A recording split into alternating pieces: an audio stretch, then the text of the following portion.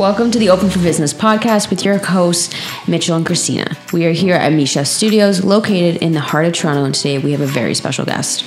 So this guest here today has launched his company Labor Day weekend 2016 and has been unstoppable ever since. The goal of his company has always been to bring Italians across the GTA together, introducing Dom, owner of Italiano Vero. Thank you, Mitchell. It's an honor and a pleasure to be here. Thank you so much for having me. And I'm excited. Let's get this started. All right, so where did the idea of Italiano Vero come from? The idea of Italiano Vero, I guess it initially started when I think about it, probably back when I was in high school. I have a friend of mine, his name's Angelo, and he's actually the owner of this Instagram page. It's called T.Italians. Right. And he also has his own boutique where he sells a lot of clothing and stuff. So he started this back in high school. We both went to the same school. And as I seen him transition like our Italian culture into like more of a digital world, something that was more modern, I kind of felt like it was a really great idea. Mm-hmm. And I was really inspired by that. But I had no idea about like Italiano Vero at the time. No, it didn't even exist, right? But it was something there that was like, you know what? I love the culture. Like it's my background. And I felt that it was really cool to like now experience it on your phone or on the internet and stuff like that, right? So yeah, essentially from there, and then also when living downtown. So I grew up on College Street, so Little Italy. That's where like a lot of the Italians originated back in 40s, 50s, 60s when they started to come here, and they started moving up to like towards St. Clair, Dufferin Lawrence, and then Woodbridge and stuff like that. So being on College Street for my first couple of years and stuff like that, and growing up, I really seen the culture and stuff like that, and a lot of the ideas that came about. So basically, when I was 19, I was working in the nightlife industry, like with a lot of clubs and stuff like that. And another friend of mine, his name's Danny. He does a Greek party that's fairly similar to Italiano Vero. Same type of thing with the events and stuff like that. Actually spoke with Danny, and that's where kind of the idea came from. Where I was like, okay, I didn't see an event like that happening for the Italian culture. So speaking with Danny, I was like, yo, like I'm thinking I'm gonna try this and whatever. And he thought it was a pretty cool idea too. And that was pretty much the first time and where the whole idea came from, thinking about, okay, you know what, like let's bring back the culture in a modern way for like the younger generation now, our first, second, and third generation Italians here in Toronto. And then I actually didn't start it at the time there, though. I went to a club, it was called Buonanotte, because when I was 19, I was really confused. I didn't know much about the industry yet. I was learning and all that. So I went to this club because it had that name brand. It had that branding of being an Italian supper club. You can go there for dinner and then it turns into a club. I went there and it was terrific. The only thing was it was like a very mature crowd. You know what I mean? Like it was that setting that I wanted Italiano Vero to be.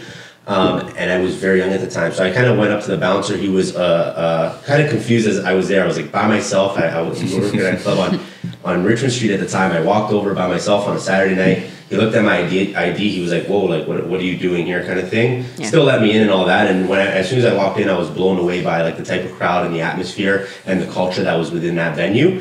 Left that night and I was walking back to Gravity, to the club I was working at. I was like, okay, yeah, you know what? I got to put this on a hold for now and look in a couple years from now when I really know what I'm doing and I learn a lot more, and then I could probably start whatever Italiano Vero has now become, right? Right.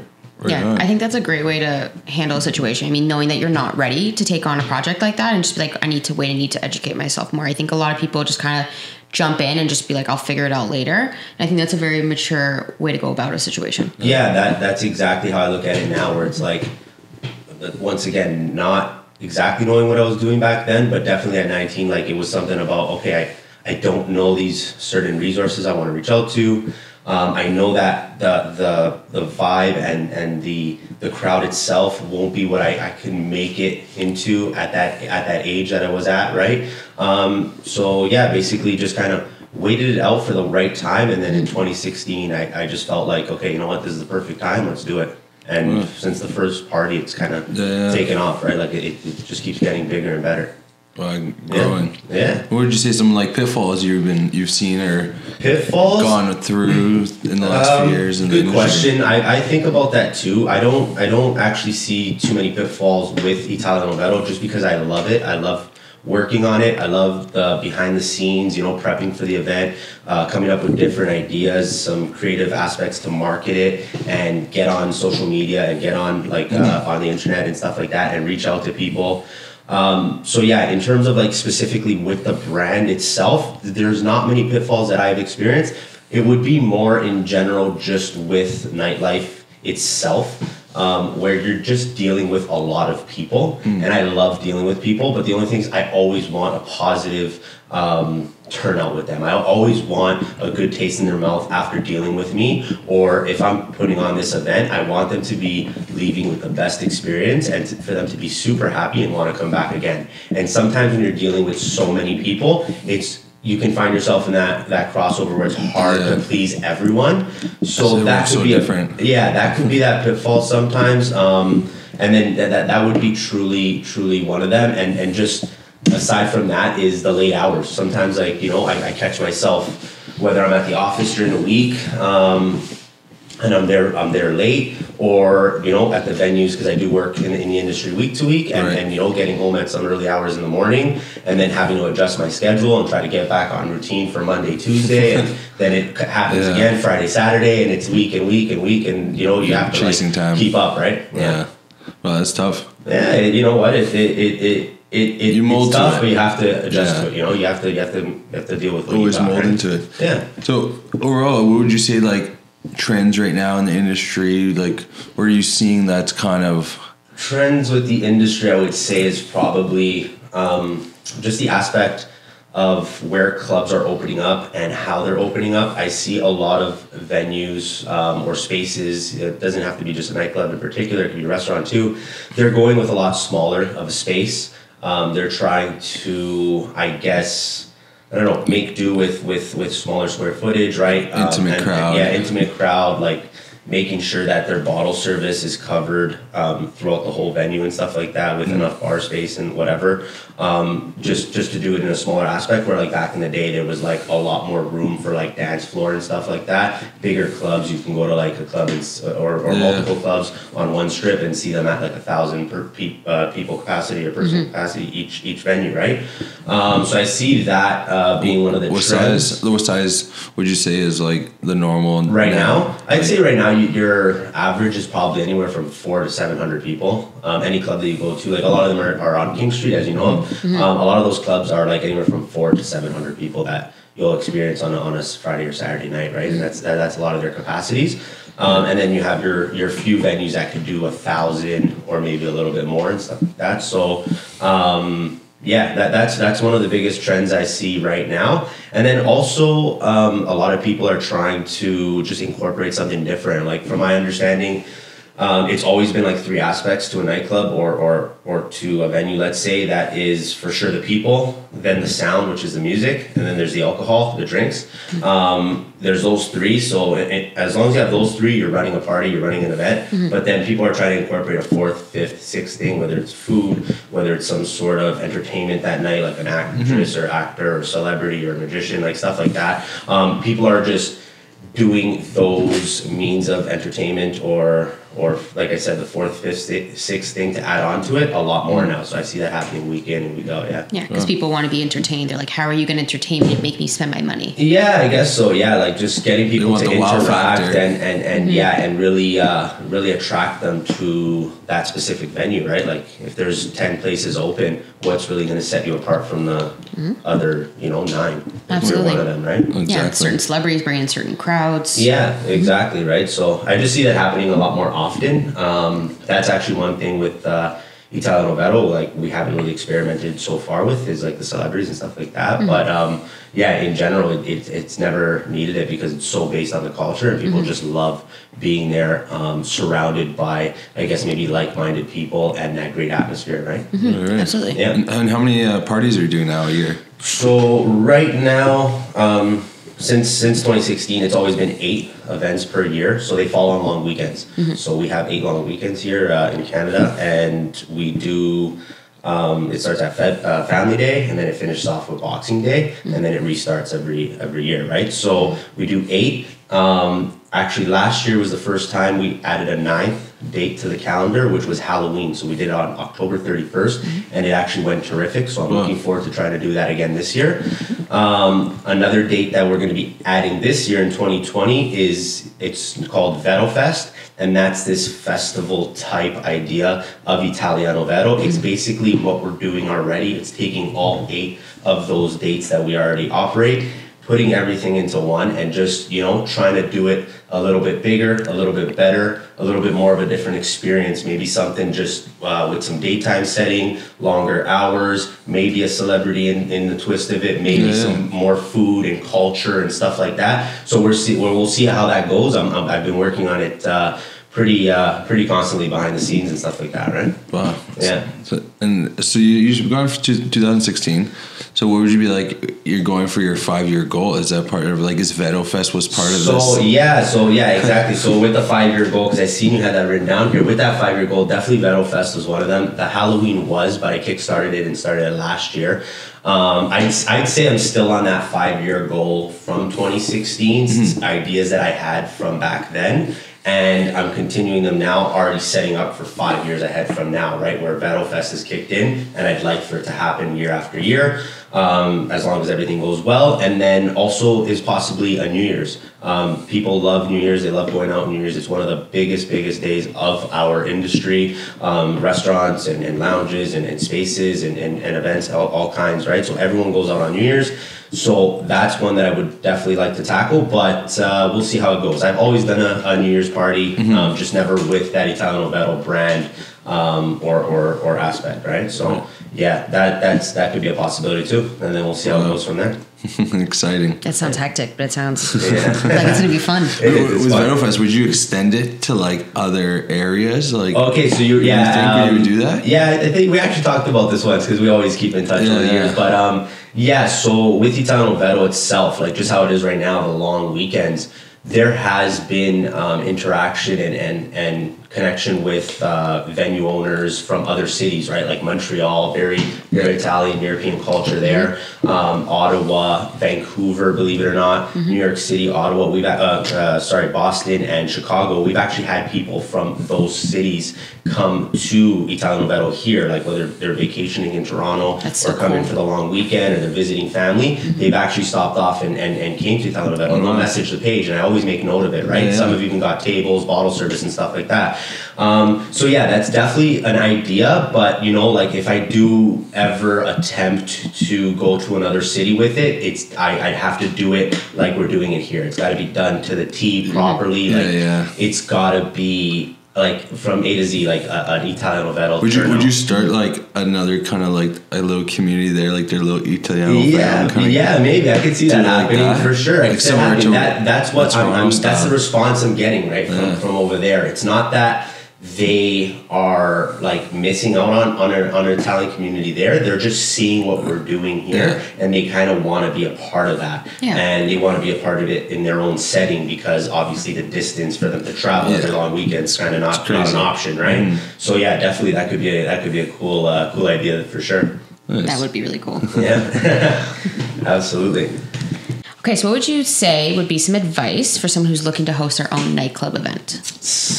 Someone to host their own nightclub event, what advice? Let's see. I do get, a lot of friends or people I don't even know that have hit me up before and just kind of asked for some ideas or some tips or motivation behind it. And I think one of the key things that I would have to give somebody is to take a step back from their idea and really understand what they're going to do and what they want to do. A lot of people, I guess, see different events, not just Italiano Vero, I'm talking about any event, whether it's large or a smaller scale event, and they're just I guess, want to do something like that. But they don't understand, or they don't see, or they've never actually approached what goes on the behind the scenes, or the process to get that going, right? Anyone could put on an event, anyone could, rent a space and just do something. But it's the factor that, like, for me at least, I want to make sure that everyone that, attends that specific event has that great experience, and it's just not a party or something like that. It's more than that. It's something that they can take home and they could share with others and be like, you know what, I went to this back in the day, or I went to this last month and I had a terrific time. Like, I'm definitely going back. Like, I want them to crave the next one, right? So definitely, just take a step back, understand what you want to do with it. And then, just kind of educate yourself on that before putting on your event, right? And then, I guess take a stab at it. I think that's great, because not a lot of people would do that. Yeah, I guess so. I don't know. Like, I remember back in the day, starting off in the industry, it was kind of like, oh, I want to go to a party, I want to put on a party. So it was kind of like, it seemed so easy at the time. But like, as I grew into it, like when I was 19 and I guess walked into that other club and seen other people doing things, I was like, I don't know how to do that yet. I need to learn this. I need to, understand what resources I need, and over the years, I've really struggled to understand it, but also build those relationships with key individuals that I hold, to the death of me today, that they help me out with my marketing, to help me out with my design, my graphics, my website, internet, all that stuff, right? Like social media, everything from A to Z, some of the like PR stuff that we do and stuff, like all kinds, right? Yeah, that goes back to what we were talking about in episode 1, how my philosophy with the business is like, build a community and you help each other out at the end of the day. I think that's a huge factor in any business, in any industry. It's like, you're not a ship, you're not an island. I mean, for sure. Without that community, without that support system, for sure, it can make or break you in realistic terms. You know what I mean? Absolutely. And it could go as simple as like, just like to your, like the DJs, you know what I mean? Like, it's just, you can hire any DJ to play a party, but for like Italiano Vero specifically, there's only maybe 3 or 4 DJs the event's ever experienced, and it's not because it lacks other DJs. It's just because they know the crowd. There's something there that we've been able to mold. We've studied together like countless hours on the phone or meeting up with each other to really get it perfect. You know what I mean? Where some people will literally like, as soon as the party ends, not even go home that night, message on their way home being like, hey, is there any way I can get a playlist? Hey, when's the next event? Hey, the music was amazing tonight, right? So something just as specific like that, right? The right resources, and it took me that time to like develop that and meet these individuals, right? Like Macri and Matty P are more like the face of the brand right now in terms of who touches the turntables and who provides that sound for the night, and they do an excellent job with it, right? They do, they're fantastic. Yeah, absolutely. Thank you. for sure. They'll be hearing that and they're gonna love it. Absolutely. Sure. Yeah. All right, so we'll go a little deeper now. So we'll get into some more personal questions. Okay. So it'll be short and sweet. Your current podcast, like, what do you listen to? Like, what's your thing? Current podcast, I don't think I actually listen to any specific podcasts or keep up with one of those online podcasts at all, right? But one key, I guess, one key person, socialite that I do listen to is probably Gary Vee. I really like what he does. I love his content. I love what he tries to put out there. I think even though he might be in a little bit of a different business, his overall idea of business and marketing and ways to develop and build something, it touches anybody in any business. So just listening to him, his ideas and the way he goes about doing his stuff, I think it's great. I don't watch him day in, day out. I kind of just, whenever I'm on Instagram, he does a great job at reaching out through Instagram as one of his main links to social media. I'm just, I always just, eat up his stuff as I see it, maybe once, twice a week, whatever it is, right? So yeah, definitely props to him because he's great. But aside from that, no podcast that I really truly say that's what I go to listen to. Oh, Gary Vee's really good, actually. He's going to be addicted to ours, and it's going to be podcasting. Literally, yeah. Like, I never heard my voice before. Yeah, exactly, for real. Sorry, go-to business apps. Go-to business apps. There's a lot. There's a lot of creative apps that I use, like. There's like Insta Collage. I do a lot of stuff like on there. There's another one called Splice, like an editor. I do a lot of stuff on that one. In terms of social media, I guess Instagram or Facebook would be the two apps that I'm quite on frequently. And what else? I think that covers probably most of the apps. You do little videos and stuff like that. Yeah, like a lot of stuff. I just, the way I think about it is, if I can't do it 100%, I'm gonna just send it to somebody who can. You know what I mean? I don't want to fall short on something. Yeah, I don't want to fall short on something. So it's like I'll just take what it needs to get that done. You know what I mean? So if there's someone that I could build a relationship with, I'd rather pass the business on to them, and then I gain two things. I gain one, an incredible product, and then I also gain another person that I've now interacted with and I could use in years to come. Right? So that's how a lot of things go. So like, those apps, though, if I need to tweak something or if I have something and I don't need to waste that other individual's time to, start something from scratch, I could just tweak it myself. So I just use those apps, kind of thing. You know? Right. Yeah. Current food craving. Current food craving. That's a good question. I crave carbs steady. Like pasta and pizza are my favorite. You are Italian. Like, the only thing is like I can't eat them as much because like they really definitely show on me. So I try not to do the carbs as much as I. Subject. Yeah, it's like I like to go to the gym, but I don't like to just waste my time going to the gym. I want to see results, right? So the pasta and pizza are my favorite. I'm steady craving them. I just actually came back from Rome last month in January, and I thought it was terrific there. Like I had some of the best food ever in Rome and being back home, like in Italy. But I gotta say, Toronto has some terrific Italian food, and if it's not the same as Italy, it's like really close. We, as Italians here in Toronto, our culture, we do a great job to resemble the significance of the same food, the same, freshness and the same flavor as they do in Italy, right from home.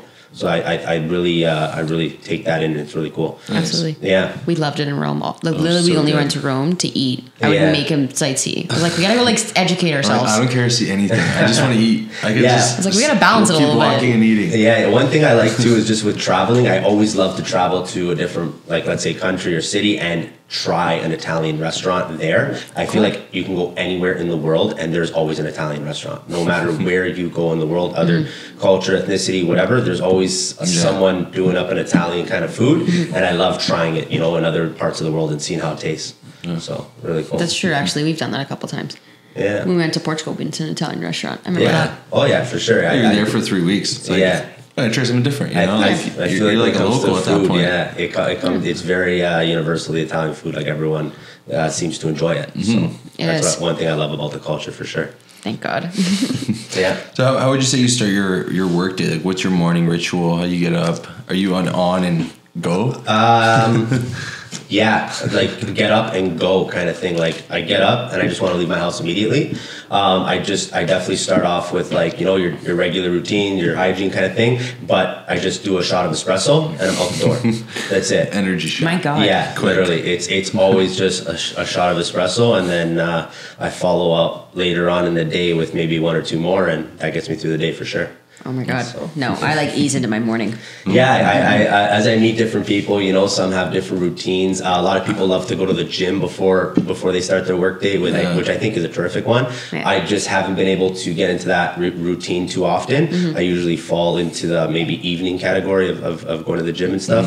But yeah, I just need that shot of espresso in the morning and I'm good to go. It's like I'm the same way. It's like my switch. It turns me on right there. You like run out of bed. You run out of bed. You like literally jump out of bed. I'm like, you need to like take it down a notch. Like it's 6 a.m. Yeah. I know. Dom and I got the chance to live together for 3 weeks, so he understands. We were all, everyone's different. Everyone's on their different schedule. Mudo's gets up early. Dom he has his days, so absolutely. I'm usually up early and just kind of like gone and out the door. You can survive on like 3 hours of sleep. I'm actually shocked by that. I can't do it anymore. All right, so Dom, current book or audiobook? Anything? Current audiobook. No, I wouldn't say I have a current audiobook. No, I would say that I'm just heavily into reading a lot of material that I study because I am in school part-time. I'm actually finishing in the next month. I'll be completed teachers college, and I looks like that will be the end to my education path, where I'll be in universities and stuff like that. I'll be able to finally just go full strength with the business. But I just read a lot of books, not so many audiobooks, and it's just anything driven from education, right? A lot of law background stuff, a lot of social sciences and stuff like that. Oh, interesting. Yeah. So. Totally different spectrum from like just bottle shots and crazy actually, parties. Yeah, when I was 19, I actually enrolled into York University as a mature student, and at the time, a lot of people that I was talking to that are close to me, like my friends, my best friends that are still today, I would tell them like, yeah, I'm going to enroll in university, and they're like, what are you going to take? And I'm like, I don't know. I think I'm going to go into something with social science. And I took a law and society program, which was an honors program at York. And they're like, law, like, where are you going? Like, you're in business, you're in hospitality. Like, why don't you just do that? And I couldn't come to terms with working in hospitality, maybe building a business in hospitality, and then also going to school and learning about that. It's like, I figured I'm going to do that and I'm going to learn it that way. I have to go to university now and learn something else that I may never learn or get the opportunity to learn firsthand in the future again. So I said, let me choose something totally different. And that was law and society, social sciences. And then later on, I figured, okay, you know what? They kind of cross each other's paths because social science does work with hospitality. You got to understand how people work. You got to understand what people want. You got to understand why people act a certain way. There's certain behavior under certain settings and different circumstances, right? So that I've seen a lot of significance over the years. So in a way, it did cross. It did later on, but not knowing it, right? But firsthand, no, like that. Probably the best thing that I would have, or anyone would have told me to go into, or at the time was saying, why don't you go into like marketing or business, something like that, right? And get your degree. Because it makes sense. Like, you're already doing that. Yeah, or even like maybe in accounting, right? Just because of numbers and stuff like that. I'm like, nope, I'm going to learn that. I think I'm going to learn that on the way, and I'm learning it right now. Maybe not with the books, but with the firsthand experience and interactions that I was dealing with people on a day-to-day basis.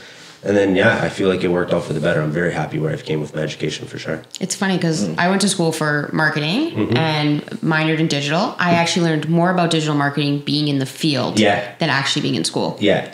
You look back and you're just like, so I just spent 4 years doing what? It's crazy. No. Absolutely. I've never taken a course or nothing for what I currently do with nightlife and Italiano Vero or anything, but I just always keep my ears and my eyes open, and I'm never turning away the possibility of learning something new. I'm always trying to learn for sure. So that's how you grow. I find when you learn firsthand, it's so different. Just because you're in it, you're not reading a book that was potentially last year's trend. You know what I mean? You're seeing what the trend's happening. You're seeing what's going forward. You're like, okay, I get what's going on. I'm gonna obstacle this way. And absolutely. Even if you have to do some kind of lateral move, and you're like, okay, now it makes sense. 100%. It's cool. For sure. It's true. Absolutely. Yeah, absolutely. All right, we'll get back into it. Favorite type of vacation? Favorite type of vacation definitely has to be somewhere warm. It's got to be a tropical setting. I'll go anywhere in the world, but if I can, I'll go somewhere hot. And I like to, in our winter months here in Canada, it's got to be somewhere where I can try different things. I'm kind of fallen away or steered away from the all-inclusives. I'm not a big fan of those anymore. I'll do them. I like them, but I really like to be on my own, or if I'm with a group of people or someone else, I'll just want to do it from scratch. What hotel? What flight? What means of transportation? Where am I gonna go eat? How am I gonna, it's more fun to do laundry, all that stuff. It's just so much more fun that way for me. And I think once again, it's part of that learning cycle where you get to experience different things. You get to learn so much more, So that's definitely one of the things for vacation. But if I had to say, I like Florida for sure. That's a good one. And Italy too. Anytime I get to go back, it's really great. I know, we're dying to go back. Yeah, it was so good. Yeah, and even just small vacationing, going to Montreal is fantastic. I really love that city. I think it has a lot to share with Toronto, but I think it has a very great European aspect to it. So unique. It does. Yeah. Every time I go there, I find it's different every time. It's really interesting. Absolutely. And I love going there for the Grand Prix. That's a good time to go to Montreal for sure. sure. I've never been for that. It's a crazy party when you go for the Grand Prix. Yeah, We gotta add it to our list. in June. I'm pretty It's like you don't have enough partying, eh? Yeah, like one more. Yeah. I need that one more. You need that one. He's absorbing the culture that way. Yeah, you need that one different aspect to turn it up again. There you go. Yeah. Something out of your element, right? Yeah, for sure. Your perfect Sunday. My perfect Sunday. Definitely just spending time with family or seeing, my friends and people I can't really touch base with during the week because I'm working or I'm in school kind of thing.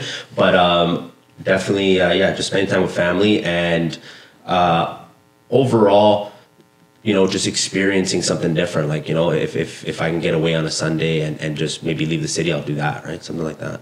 And a pastry and espresso. Yeah, that too. Yeah, go to a cafe, which is cool, And even I'll like the thing is too with the whole nightlife and stuff like that. A lot of like the work hours, they don't fall in sync with like a 9-to-5 schedule, right? Mm-hmm. So a lot of times where people are on their downtime or they're enjoying themselves and stuff like that, I'll have to pop my laptop open.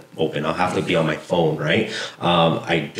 I don't see at any point where I can just turn off totally. Yeah. I always have to stay attached to the business or to the brand itself. So yeah, like anywhere I go, I'm always like, I always have my backpack with me. I always have my laptop on me and I always have my phone. So I can do my work wherever I need to do it, but I need to put in at least an hour. So on a Sunday, I'll put in an hour or sometimes I'll spend the whole day at the office. Doesn't matter. Whatever needs to get done, I'll do it. Right? Yeah. Yeah, I get that. I mean, because you're running the business yourself. It's not like you have, you outsource a lot of your stuff, like some part of your stuff, I should say. Yeah. But it's not like you have a team with you. You know 100%. What I mean? Well, it's tough too, right? Because like the events happen so often, and when it carries on to the weekends, like some people they're just not going to work weekends, stuff like that, right? So you have to really stay on top of it. So that's what I try to do best, right? Yeah. So yeah. But so I try to enjoy my Sundays and still do a little bit of work too. Yeah, it's all about balance. I find Sundays are like, to me, are just like such a great day. Like, obviously now with the podcast, we're doing a lot of recordings and stuff on Sundays. But when usually my Sundays are just like, I don't book anything. It's just like, that's my day. Yeah. At least the evening. So I could just shut down, strategize for the week. Yeah. You know what I mean? Absolutely. Like usually the morning, I just like a write off. I like to just write it off. I like lay in bed or whatever, coffee, just chill, talk to my family. Yeah. And then after that, it's like, okay, I'll focus and do my stuff. 100%. You need to do that for sure. It's good for your health just to have a mental day. Would you rather give up home cooked meals or your steam sauna sessions? Oh, okay. I know you're into those. You told me that there was going to be like, is this that question you were telling me about that? It was going to be like a game. Like you won't know that I'm going to ask you this. Yeah. Okay. It's fairly funny because as we are friends, behind the scenes, you're like, oh my god, this guy's about my sauning and steaming. So I like going to the gym, but also with that, I like the sauna, and I like to steam. Yeah. It's one of my hobbies, but. Home cooked meals or sauna and steaming, I'd probably have to drop the sauna and the steam just because home cooked meals what I grew up off. As I told you, I grew up Little Italy, College Street, and it's like grandparents and my parents and cousins and uncles and stuff like that. Home cooked meals is basically what I'm built off of, kind of thing. I haven't been one to ever say like, oh, I could eat at home, but I'll go out and eat. It's like, no, if I can eat at home, I'll eat at home. Yeah. Right. And then, then I'll say like, okay, you know what? I'll go out to eat that once or twice, 3 times a week whenever I don't have that opportunity to eat at home for sure. Yeah, so home cooked meals for sure. Can't pass up on Anna's cooking. I can't. Yeah, no, 100% I can't either. It's funny, I used to live on the same street as Dom for like 8 years of my life. Yeah. And then we met each other like years later. We were like probably like 30, 40 houses away from each other. Exactly, but what's crazy about the community, right? Because you have some Italian background in you as well. Like we know a lot of the similar people, same people. A lot of similar faces that he'll recognize and be like, oh, Dom, kind of thing like that. And we grew up with them for years, right? Yeah, that community, like with the Italian community, that's so unique, especially with Toronto. It's kind of like that spread from like College Street to St. Clair, and then up Dufferin, went to like Dufferin, Lawrence, Keele, and then it went up to the 400, where now you hear a lot of people say, oh, we're from Woodbridge and stuff like that, which is great. But like it's even all over Vaughan too. Like you have Maple, King City, Bolton now is getting a lot of Italians, Caledon, right? So they're moving north, but people will still recall the same relatives from all the way from College Street or St. Clair, right? So it's really cool how our heritage exists here in Toronto, and how people think, oh, because we're so spread apart, it could be dying down. But no, it's actually stronger than ever because of the fact that we're spread apart and we're able to still communicate communicate, and we're still able to keep that connection. Exactly, right? So 100%. that's something that I really love to see, you know. and with the event, let's say with Italiano Vero, there we have Italians coming from like all over the GTA, right?